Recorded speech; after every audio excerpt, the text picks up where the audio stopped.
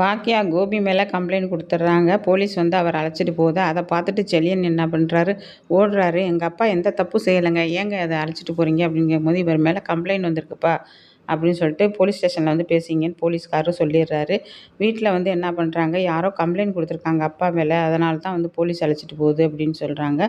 அப்போ பாக்கியா சொல்கிறாங்க, யாரும் பண்ணலை, நான் தான் அவர் மேலே கம்ப்ளைண்ட் பண்ணேன். என்னம்மா என்னம்மா உனக்கு என்ன பைத்தியமா, அவர் மேலே போய் கம்ப்ளைண்ட் பண்ணியிருக்கேன், உனக்கு அறிவே இல்லையாம்மா அப்படின்னு செல்லின்னு கேட்குறாரு. அப்போ ஜென்னி சொல்கிறாங்க, செல்லி அவங்க அம்மா கிட்ட எப்படி பேசணும்னு உனக்கு தெரியாதா அப்படின்னு கேட்குறாங்க. இப்படி தான் பேசுவியா, அறிவில்லையா மூளை இல்லையான்னு தான் பேசுவியா, மரியாதையாக பேசு அப்படின்னு ஜென்னி சொல்கிறாங்க.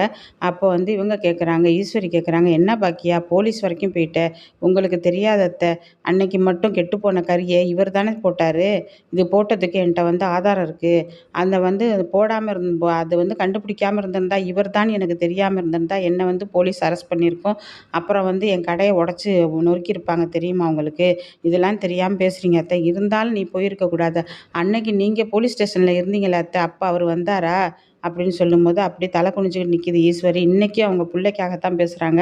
அப்போ இங்கே வந்து வாக்குவாதம் நடந்துக்கிட்டு இருக்கு. இந்த இனியா வந்து என்ன சொல்லுது, நீ இருந்தாலும் எங்கள் அப்பா மேலே, உனக்கு அப்பா வேணாமா, எங்களுக்கு வேணும்ல அப்பா அப்படிங்கும்போது, அப்படி சொல்லி இனியா அப்படின்னு சொல்கிறாரு இவர் செழியன்.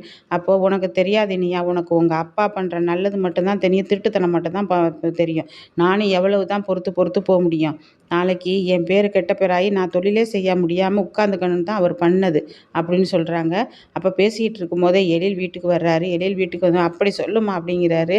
என்னடா அப்படின்னு சொல்லும்போது, அந்த ஆள் எல்லா கெட்ட பழக்கமும் பண்ணுவாருமா, அந்த ஆள் ஒரு அயோக்கியம் அப்படிங்கும்போது, எழில வந்து செழியன் அடிக்க போகிறாரு. என்னடா பேசுகிற எங்கள் அப்பாவை பற்றி, அயோக்கியங்கிறேன். ஆமாம் அயோக்கியந்தான், உனக்கு வந்து படம்லாம் பண்ணி கொடுத்தது அப்பா தான் தெரியுமா, என் மூலியமாக தான் நான் அதை பண்ணேன், அப்பா தான் செஞ்சு கொடுத்தாரு, தெரியும் தெரியும், அதை எல்லாத்தையும் சொல்லிட்டாரு. அந்த அயோக்கியனால் நான் என்ன பண்ணேன் தெரியுமா, எங்கள் அம்மாவை அந்த பட பூஜைக்கு வரக்கூடாதுன்னு சொன்னதே அந்த அயோக்கியந்தான்.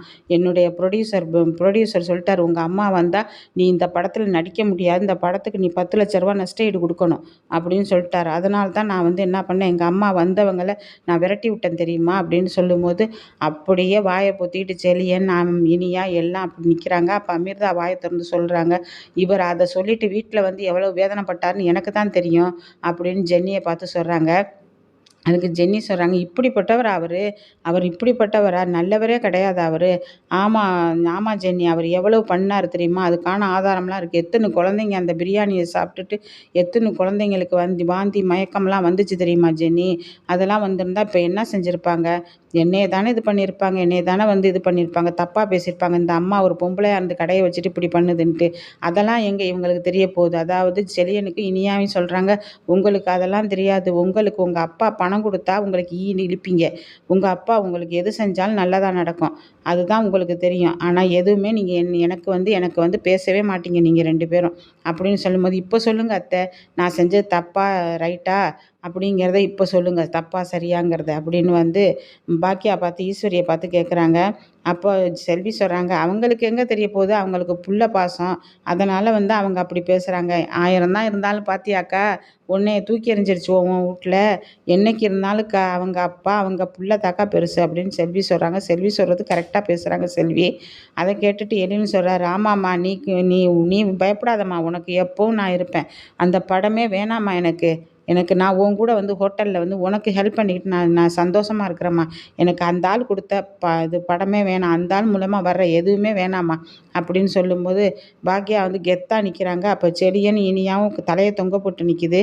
நான் என்றைக்கும் உன் பக்கம்தாம்மா நிற்பேன், நான் உன்னை வந்து அன்னைக்கு என்னுடைய பூஜைக்கு வராத பட பூஜைக்கு வராதேன்னு சொல்லிட்டு நான் எவ்வளவு அழுதேன்ட்டு நீ அமிர்தாட்ட கேளுமா, அதனால தாம்மா இப்போ உன்கிட்ட மன்னிப்பு கேட்கறதுக்கு ஓடோடி வர்றேம்மா அப்படின்னு சொல்லும்போது, ஈஸ்வரியும் தலையை தொங்க போட்டு நிற்கிது.